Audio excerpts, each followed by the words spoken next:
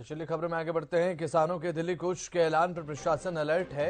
अंबाला, सोनीपत, फतेहाबाद में धारा 144 लागू की गई है। ट्रैक्टर ट्रॉलियों में प्रदर्शन पर रोक लगा दी गई है। अब ऐसे में किसानों का 13 फरवरी का जो दिल्ली कूच का ऐलान है, उस ऐलान को लेकर प्रशासन पूरे तरीके से अलर्ट हो चुका है, सजग सचेत हो चुका है। और ऐसे में पुख्ता इंतजाम सुरक्षा व्यवस्था को लेकर सभी सिक्योरिटी पैरामीटर्स को फॉलो यहां पर पुलिस प्रशासन कर रहा है कि किसी भी सिक्योरिटी पैरामीटर में कोई भी अचूकता है वो देखी जा सके, कोई भी चूक न हो। वैसे में किसानों के कूच के बाद प्रशासन की तरफ से प्रबंध किए गए हैं, बैरिकेड्स लगा दिए गए हैं बॉर्डर पर, और किसी भी तरीके का कोई सिक्योरिटी फेलियर देखने को नहीं मिले, इसे लेकर लगातार पुलिस प्रशासन सचेत है।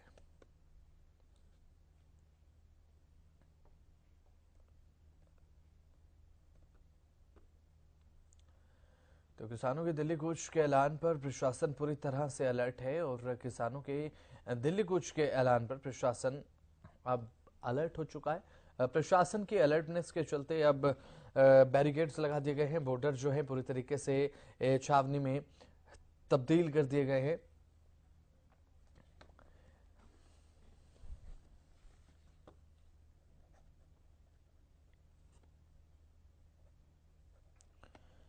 लाजपत हमारे संवाददाता हमारे साथ सोनीपत से लाइव जुड़ चुके हैं, और जितेंद्र फतेहाबाद से हमारे साथ जुड़ चुके हैं। सबसे पहले लाजपत, देखिए सोनीपत पर जीटी रोड बेल्ट लगती है, काफी अहम रास्ता दिल्ली आने के लिए। अंबाला से अगर बात करें तो पुलिस प्रशासन की क्या कुछ व्यवस्था है?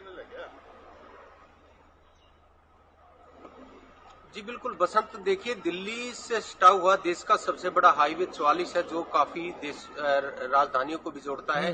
और जो आंदोलन हुआ था, अगर अतीत में जाएं तो सबसे बड़ा आंदोलन जो है वो दिल्ली सीमा से जुड़ा हुआ कुंडली क्षेत्र जिसको बोला जाता है, वहां से शुरू हुआ था और काफी बड़ा आंदोलन हुआ था, जो इतिहास में सबसे बड़ा आंदोलन था। अब दोबारा से जो किसानों की कॉल आई है और उस कॉल को लेकर प्रशासन के सामने काफी बड़ी चुनौती है। धारा 144 सोनीपत में लगा दी गई है। भीड़ भड़ाके की जो जनसंख्या जो इकट्ठी करता है उस पर कानून कार्रवाई की बात सामने आई है। प्रशासन हाई अलर्ट के मूड में है। पूरे हरियाणा की जो फोर्स है वो तैयार कर दी गई है, मिलिट्री फोर्स तैयार कर दी गई है। किसानों के सामने और प्रशासन के सामने काफी बड़ी चुनौती है, क्योंकि किसानों का भी साफ कहना है कि दिल्ली जरूर पहुंचेंगे और किसी भी कीमत पर पहुंचेंगे। तो देखना यही होगा कि हरियाणा की पुलिस किसानों को रोकेगी या दिल्ली की तरफ कूच होगा। और पीछे की अगर अतीत की बात करें तो पीछे भी हरियाणा से जो किसान, पंजाब और हरियाणा के किसान मिलकर जो दिल्ली की तरफ कूच किया था, तो दिल्ली की सीमा से ही सटा हुआ जो एरिया था, जहां दिल्ली ने बैरिकेड लगा दी थी और दीवारें जो है कंकर ईंट की लगा दी थी, और बैरिकेड के बाद काफी बड़ा एक आंदोलन शुरू हुआ था जो 13 महीने तक चला था। अब फिर से जो कॉल आई है तो उसको लेकर मद्देनजर रखते हुए जो व्यापारी हैं उनके अंदर एक दहशत बन चुकी है। प्रशासन और शासन की जिम्मेवारी बनती है कि किसानों के बीच बैठक कर कर उनका समाधान करने का प्रयास करें। अन्यथा जो क्षेत्र है सोनीपत, जो दिल्ली से सटा हुआ जो क्षेत्र है, उन लोगों के अंदर जो व्यापारी हैं उनके अंदर एक दहशत बन चुकी है। धारा 144 लग चुकी है। हर तरीके से जो है हाई अलर्ट नजर आ रहा है। जहां 13 तारीख की जो कॉल है उसको मद्देनजर रखते हुए हमारी अपील है कि हरियाणा न्यूज की टीम की तरफ से कि 13 तारीख की जो कॉल है उससे पहले जो है व्यक्ति अपने घरों से निकले तो सोच समझ कर निकले, जरूरी काम हो तो ही निकले, क्योंकि 13 तारीख तक हाई अलर्ट का जो है सामने नजर आ रही है। क्योंकि धारा 144 जो सोनीपत के अंदर लगाई गई है वो एक काफी बड़ी धारा है, जिसके मद्देनजर रखते हुए भीड़ इकट्ठी नहीं कर सकते, जिससे काफी बड़ा आंदोलन छिड़ सकता है। तो इसलिए कानून कार्रवाई हो सकती है।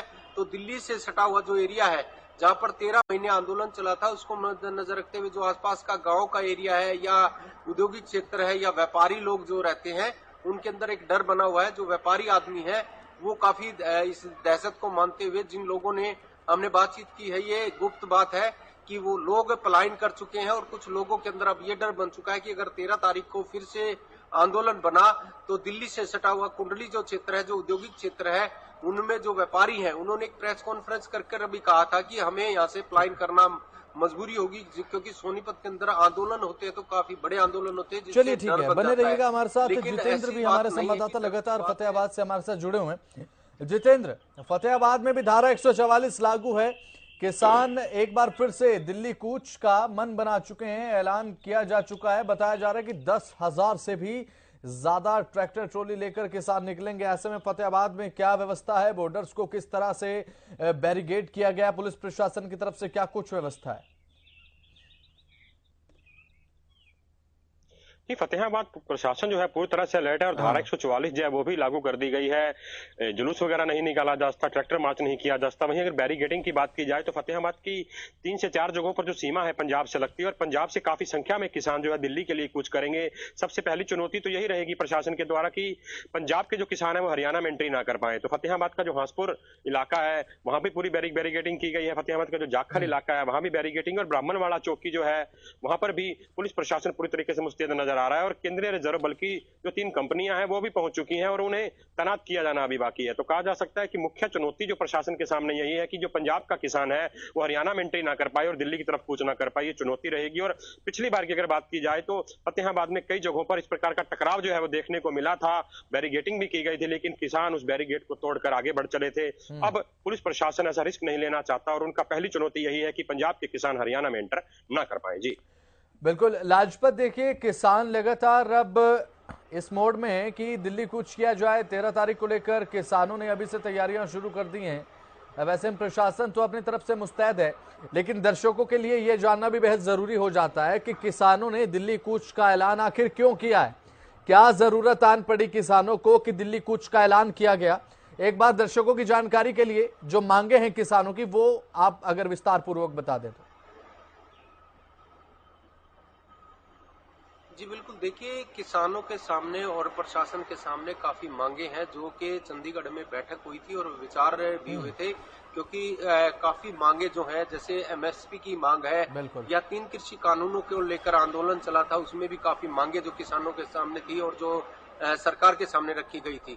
तो काफी बड़ी बात है और लगातार जो किसानों की काफी मांगे हैं जो बैठक होकर बातचीत हो सकती है, जिसका समाधान भी हो सकता है। छोटी मोटी जो बातें हैं उन पर भी समाधान हो सकता है, लेकिन अब देखना यही होगा कि आगामी जो तैयारी जो है किसानों की तरफ से भी है और सरकार की तरफ से भी है, जो कि पंजाब की तरफ से जो किसान आने हैं और हरियाणा के जो किसान हैं, क्योंकि दिल्ली सीमा पर हमने खूब जो पिछला आंदोलन हुआ था तो आंसू गैस के गोले तक दागे गए थे, जिन पर हमने भी उसका सामना किया था। काफी बड़ा सामना था और उसको लेकर मद्देनजर रखते हुए अब जब काफी बड़ी चुनौती है और दिल्ली से सटा हुआ एरिया इस बात को लेकर चिंतित है कि आखिर 13 तारीख को होगा क्या, क्योंकि 13 तारीख नजदीक है और उसको नजदीक मद्देनजर रखते हुए इससे पहले प्रशासन के सामने काफी बड़ी चुनौती है और सरकार के सामने काफी बड़ी चुनौती है। सरकार को मंथन करना चाहिए, विचार करना चाहिए, बैठक करनी चाहिए ताकि लोगों को इस दहशत से राहत मिल पाए। लेकिन लोग जो हैं, व्यापारी जो लोग हैं वो काफी इस बात से सहमे हुए हैं, क्योंकि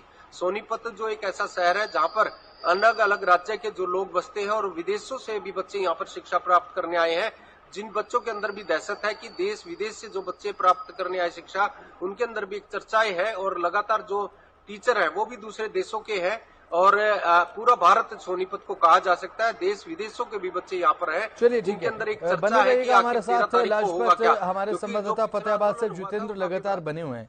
जितेंद्र, तमाम मांगे हैं किसानों की, एमएसपी को लेकर किसान मांग कर रहे हैं 2013 का भूमि अधिग्रहण कानून दोबारा लागू हो, लखीमपुर खीरी में जो किसान शहीद हुए उनके लिए शहीद का दर्जा और साथ ही जिन किसानों पर मुकदमे दर्ज हुए उन्हें वापस लिया जाए तुरंत प्रभाव से, एमएसपी की खरीद को लेकर गारंटी कानून की, ये वो तमाम मांगे हैं जितेंद्र जिन्हें लेकर किसान जो हैं वो अब प्रदर्शन का ऐलान एक बार फिर से कर चुके हैं।